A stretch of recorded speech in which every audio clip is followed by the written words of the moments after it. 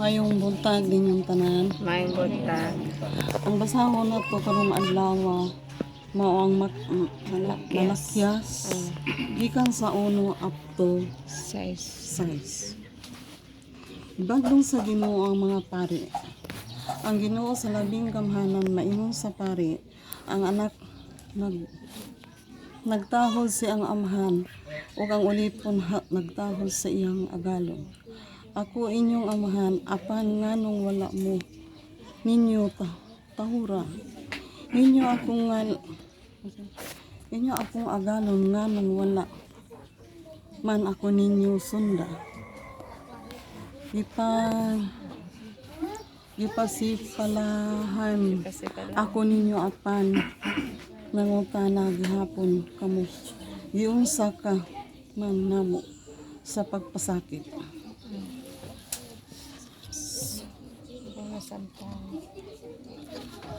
Ang akong nasabtan sa ako gibasa karong adlaw mao ang atong Ginoong Jesucristo nagbadlong sa mga pari sa ilang pagpaagi ug unsa nila pagpangwarta gipaagi sa ilang pagpangwarta mao na nga unsay kuan sa Ginoo kinahanglang sundon natong mga tawhanon.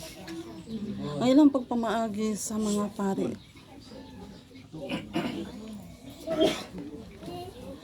Ang pagpangwarta lang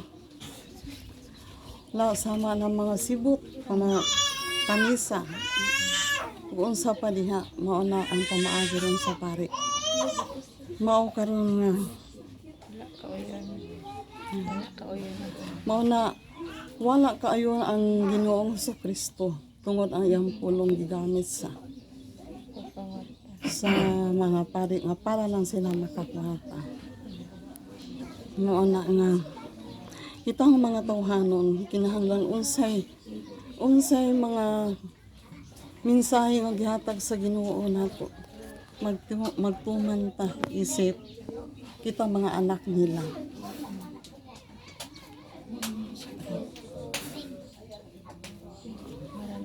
Kinahanglan magtahod ta mismo kitang mga anak mutahod ta sa atong mga ginikanan ug unsa.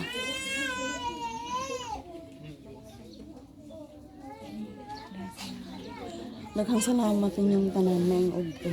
Ay, salamat.